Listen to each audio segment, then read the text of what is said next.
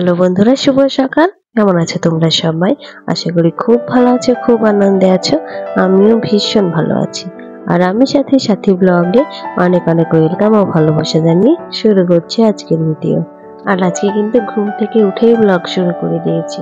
প্রত্যেকদিন তো ফ্রেশ হয়ে রান্না বসাই তখনই ব্লগ শুরু করি, তাই না? আর আজকে কিন্তু ব্রাশ হাতে করেই ব্লগ শুরু করে দিয়েছি। আর ব্রাশ করে মুখ ধুয়ে চলে এসেছি তোমাদের সামনে। আমি কিন্তু সকালের কাজ সেরে বাসি কাজ সেরে ফ্রেশ হয়ে আবার চলে এসেছি। আর ওরা দেখো, ছেলে আর বাবার টেবিলে এখনো কিন্তু ঘুমোচ্ছে। তো ওরা ঘুমোক, আমি মশারিটা খুলে এক সাইড করে রেখে কিন্তু তখন রান্না চাপিয়ে দেবো। নাহলে ঘুম থেকে উঠেই কিন্তু সাথে সাথে চা চাইবে, তখন রান্না চা একটু অসুবিধা হয়ে যাবে। ওই জন্য ভাতটা বসিয়ে তরকারিগুলো কেটে নিই, তারপরে ওরা উঠলে অসুবিধা নেই। আমি কিন্তু গ্যাসে হাঁড়িতে ভাতের জল বসিয়ে দিয়ে এইদিকে কিন্তু সবজি কাটতে বসে গেছি। ওইদিকে জল গরম হতে হতে কিন্তু আমার এদিকে সবজি কাটা হয়ে যাবে, তাই না? তো ওইদিকে জল গরম হতে হতে আমি সবজিগুলো কেটে নিই। সবজি কাটা কমপ্লিট হয়ে গেছে। আর এদিকে দেখো, চাও কিন্তু বানিয়ে ফেলেছি, কারণ ওরা ঘুম থেকে উঠে গেছে। তো ওদেরকে চা দিয়ে আমি কিন্তু রান্নাঘরে বসেই চাটা খেয়ে নিচ্ছি, কারণ চা আরাম করে বসে খাওয়াতে হবে না। তো চা খেয়ে যে দেখো সবজিগুলো কেটে রেখেছি, এখন কিন্তু রান্না বসিয়ে দেব।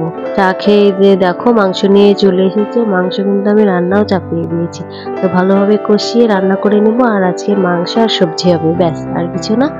তো দেখতে থাকো।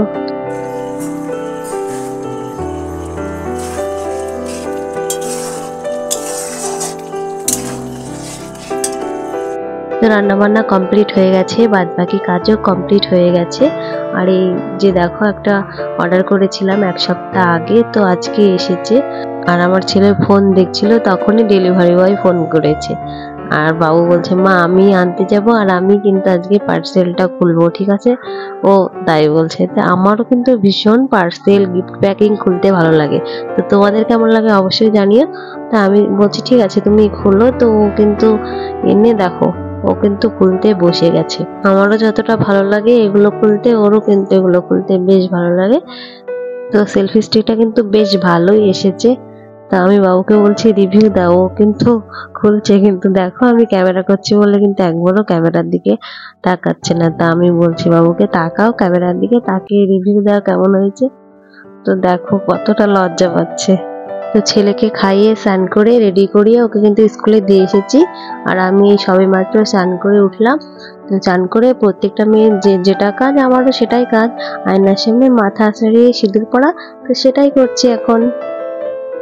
আর এখন কিন্তু আর কাজ নেই, যেহেতু ছেলে নেই, হাজবেন্ড নেই, ও দোকানে ও স্কুলে। তো এখন যে ভিজে জামা কাপড়গুলো আছে সেগুলো ছাদে মেলে দিয়ে এসে আর কোনো কাজ নেই। তো আবার ছেলে স্কুল থেকে আসুক, তারপরে তোমাদের সাথে দেখা হচ্ছে। আর এই যে দেখো, ছেলে কিন্তু স্কুল থেকে বাড়ি চলে এসেছে। স্কুলের ড্রেসও কিন্তু এখনো ছাড়া হয়নি, কিন্তু দুষ্টুমি শুরু হয়ে গেছে। তো ওকে আগে ড্রেস ছাড়াবো, এখন ছাড়িয়ে খাইয়ে দেবো, তারপরে আবার তোমাদের সামনে আসছি। ছেলেকে নিয়ে ছাদে চলে এসেছি।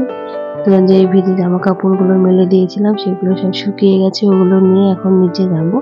তো ভিডিওটা এখানেই শেষ করছি। কেমন লাগলো কমেন্ট করে জানাতে একদম ভুলবে না। আর ভালো লাগলে লাইক করে দিও, চ্যানেলটাকে সাবস্ক্রাইব করে আমার পাশে থেকো। পরের ভিডিওতে নিশ্চয়ই আবার তোমাদের সাথে দেখা হবে। ততক্ষণের জন্য ভালো থেকো, সুস্থ থেকো, টাটা।